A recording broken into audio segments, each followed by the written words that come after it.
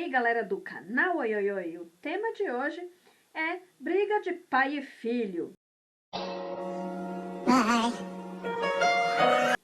Nas novelas que tiveram aí conflitos entre, vamos falar, né, das novelas que tiveram conflitos entre pai e filhos, pai e filhas, conflito de pai com seus filhos, tá? Enfim, é uma pataquada sem tamanho. Então, bora lá começar o vídeo. O primeiro aqui que eu vou falar é Amor com Amor se Paga. Aqui temos o conflito de Tomás e de Nonô Correia, pai e filho. Nonô Correia era conhecido na cidade como um homem rabugento e avarento. Eu não acredito nisso. 49 centavos de leite derramado na minha mesa. Alguém vai beber esse leite. Ele sempre discutia com o filho Tomás por causa dessa pão-durice dele, por causa dele ser canguinha. O Nonô Correia trancava a geladeira de casa. Abafa. O Nonô Correia, ele aterrorizava a filha mais nova. Ele deu a mão da filha mais nova sem o consentimento dela para o melhor amigo dele, o Anselmo. Oi? Roque Santeiro. Aqui, Amor com Amor se Paga é de 84, tá, gente? Roque Santeiro, 1985. Em Roque Santeiro, temos aqui o conflito de Tânia Malta e Sinhozinho Malta, pai e filha. A Tânia Malta sempre batia de frente com o pai dela, o Sinhozinho Malta. O Sinhozinho, ele não gostava aí do temperamento rebelde e livre da filha. Ele estava ali sempre batendo de frente, né, no comportamento da filha. E Tânia Malta, por sua vez, não aprovava os desmandos do pai em Asa Branca, porque o pai mandava tanto em Asa Branca que mandava até mais que o prefeito. Porra! E fora a história, né, Sinhozinho Malta sempre teve a viúva porcina de amante, mesmo na época que a mãe de Tânia Malta era viva. Fim dos tempos mesmo, viu? Fim do mundo. Então, ele tinha esse caso com a viúva porcina e tentava aí disfarçar, né, para a cidade toda. Ele passou a ter um caso depois da morte, tanto de Roque Santeiro, como a morte da própria esposa dele, né? Mas ele já tinha um caso aí com a viúva porcina.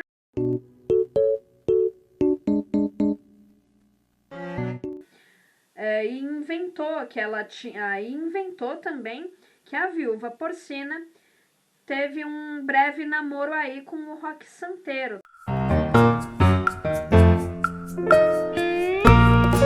Tá, gente? Então, tudo isso para se manter no poder, desculpe, gente. Tudo isso para se manter no poder, para ele ainda ser o todo-poderoso de Asa Branca. Então, a Tânia ia muito contra isso, né? Contra essas atitudes do pai, e eles sempre acabam brigando, tá? Roda de Fogo.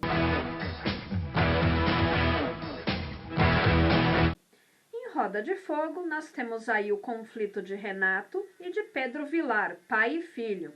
Pedro Vilar é interpretado por...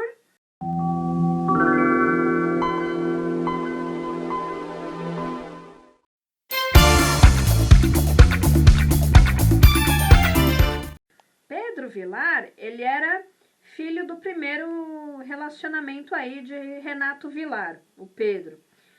Aí, a mãe do Pedro Vilar, ela era militante política e teve que se exilar, então ela se separou do Renato Vilar.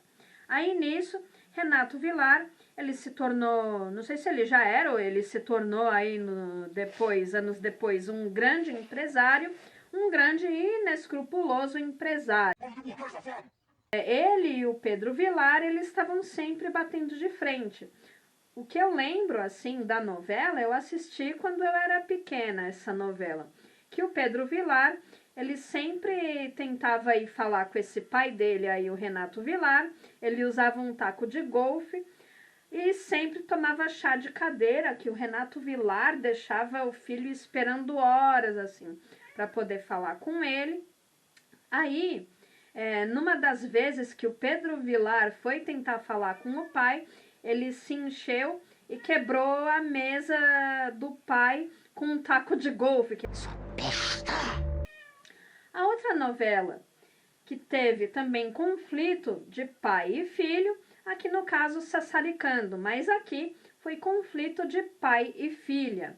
Aqui, a mimada Fedora Abdala, depois da morte da mãe dela, ela resolve que quer tomar conta da tecelagem no lugar do pai dela.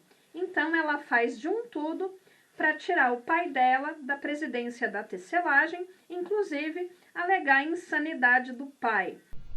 Para de ser doida!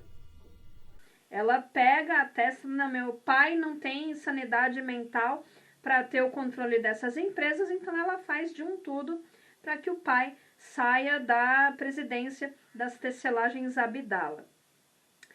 Direito de Amar. Em Direito de Amar, temos aqui o conflito entre pai e filho. Aqui, Francisco e Adriano de Montserrat, eles se apaixonam pela mesma mulher, a Rosália, e eles entram em conflito por conta disso. A novela que foi ao ar no Viva, aí estava no ar até tempo atrás aí, narra esse conflito, essa paixão, né, de pai e filho pela mesma mulher, a Rosália. Aqui, a Rosália, ela foi negociada. Os pais dela negociaram ela para ela se casar com o Francisco de Montserrat em troca do perdão da dívida, né, do pai da Rosália. Vocês estão doidos! Mas a Rosália, antes desse arranjo, desse acordo dos pais, né, com o Francisco de Montserrat, ela conhece o Adriano. Aí ela se apaixona pelo Adriano no baile de máscaras de virada do milênio, de 1900 para 1901. Aí ela se apaixona pelo Adriano, mas ela nem sabe, né? Ela tem que cumprir esse casamento com o Francisco de Montserrat aí, porque oficialmente eles são casados. Mas há muitas reviravoltas na novela e um final aí surpreendente. Se você não assistiu, assista, porque essa novela também está disponível na Globoplay, tá? Na plataforma lá. A próxima novela aqui, Tieta. Kenga! Você é Kenga! Sabia? Não sabia? Então agora você tá sabendo. Tieta. Bom, a Tieta, ela morava em Santana do Agreste. Ela foi expulsa pelo pai, Zé Esteves. Eles tinham um conflito aí, porque Zé Esteves, ele não aprovava o comportamento liberal da filha, né? A Tieta fazia as regras dela, meu corpo, minhas regras. Então, Tieta não era aquela moça, né? Ah, não, vou esperar até o casamento, deixar de ser virgem e tal, né? Tieta era meu corpo e minhas regras. E isso deixava o pai dela assim, nossa, mas que absurdo, como que pode, não sei o que lá, e a moral e o costume, né? E isso faz com que ele expulse a filha de Santana do Agreste. E temos aí também na novela outro conflito, o Arthur da Tapitanga e o filho Arthurzinho. Embora os dois tivessem um temperamento bastante parecido, eles não se gostavam, né, um do outro. Eles não gostavam um do outro. E Arthurzinho, ele volta para Santana do Agreste, não que ele volta, né? Ele aparece em Santana do Agreste como Mirko Stefano. Ele aparece como uma pessoa que quer instalar uma fábrica em Santana do Agreste, fábrica essa altamente poluente, porque ele tem o plano, né, de destruir Santana do Agreste. Eu não me sinto culpada não, eu me sinto bem de tirar o sonho dos outros. agora para Pantanal.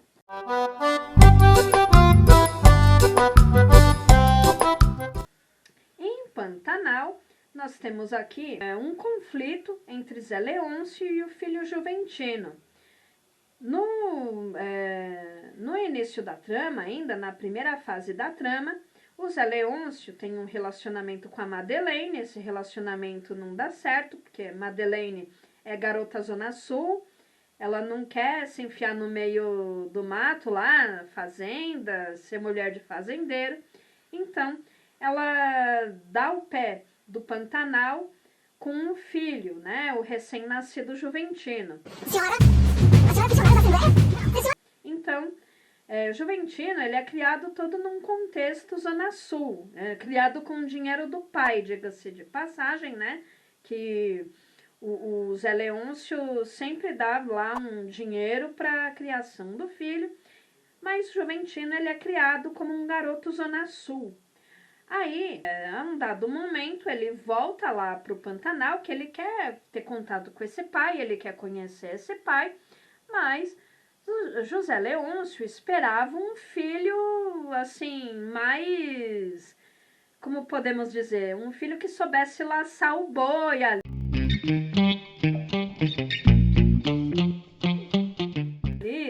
tanger uma boiada, enfim.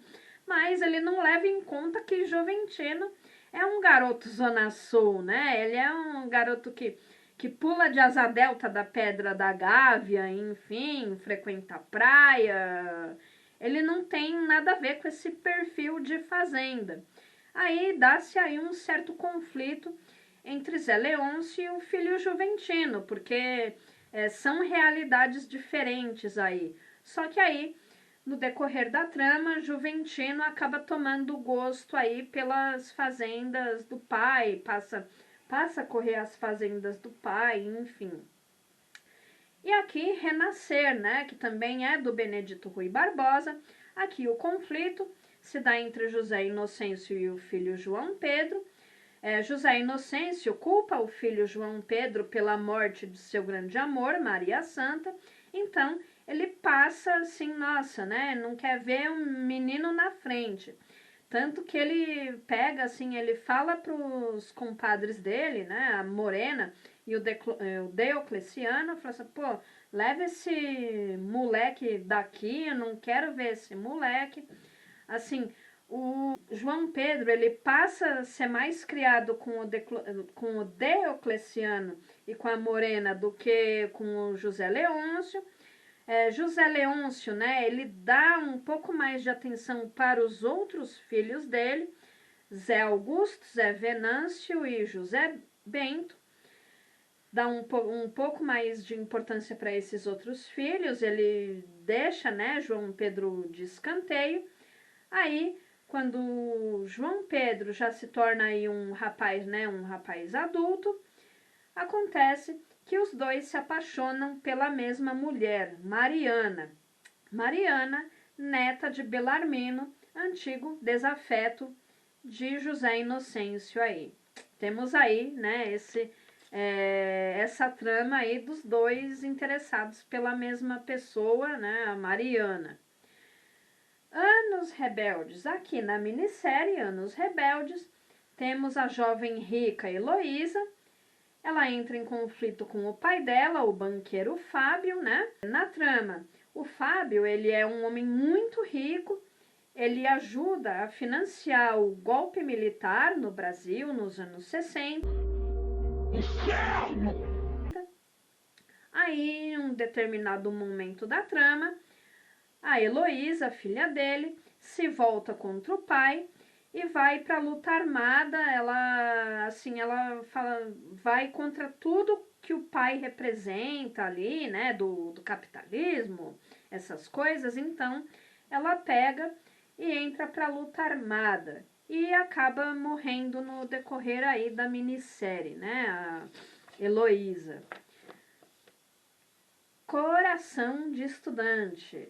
Em Coração de Estudante, nós temos na cidade fictícia de Nova Aliança, a universidade, e temos o fazendeiro João Mourão.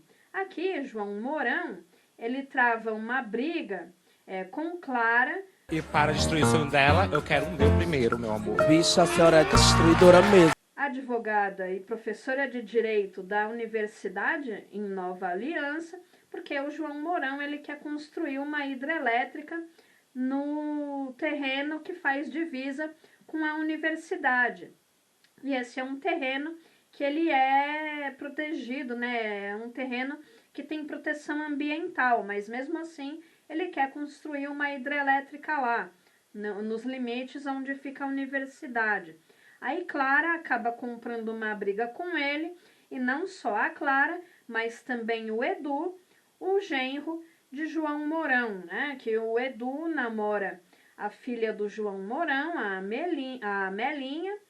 Aí eles querem, né, tanto João Mourão quanto a Melinha, eles querem fazer a hidrelétrica, mas a Clara e o Edu não querem que seja construída essa hidrelétrica. E no meio de tudo isso, Clara descobre, né, Clara e João Mourão, eles descobrem que são pai e filha. Eita! No meio da trama aí. A próxima aqui que eu vou falar, Da Cor do Pecado. Em Da Cor do Pecado, a gente tem o conflito de Afonso e Paco Lambertini. O Afonso, ele teve um caso com a copeira da casa, né, a empregada da casa, a Mamusca. Aí, a Mamusca teve 2 filhos gêmeos. Um ela deixa na casa do Afonso e o outro ela fica com ela. Aí ela foge, né, ela sai da vida do Afonso, tal, para proteger essa criança que ficou com ela. Aí só Paco fica sendo criado com o Afonso. O Afonso é um homem ambicioso, né, ele constrói o império dele, ele é um milionário ambicioso, ele constrói o império dele, prejudicando o ambiente. Eu não me sinto culpada não, eu me sinto bem. Já o Paco, ele é um biólogo que se preocupa com o ambiente. Então, aí se dá o conflito entre o pai e o filho, né? Paco e Afonso. A última novela que eu vou falar aqui, Amor à Vida. César Cury e Félix Cury. Eles sempre tiveram um conflito. O Félix, ele acusa o César de dar mais carinho para Paloma do que para ele. A Paloma, né, receber mais carinho do pai do que o Félix receber carinho do pai. E também tem o conflito pela administração do hospital, porque o Félix, ele quer administrar o hospital no lugar do pai. E temos aí também, no decorrer da trama, o conflito, assim, que Félix esconde a homossexualidade dele, da família. Gay, quase uma moça. Gay, você é gay? Gay. Mas aí, num determinado momento, ele se abre, ele sai do armário, aí entra em conflito também com o pai César. E tem aquela reconciliação no capítulo final da novela, dos dois na praia ali, tá? E é isso daí, gente. Esse foi o tema de hoje. Eu espero que vocês tenham gostado. Dá o seu like, se inscreve no canal e deixa o seu comentário. E temos o @canal Oioioi, tá, gente? Para o próximo vídeo, eu vou falar sobre Sex and the City.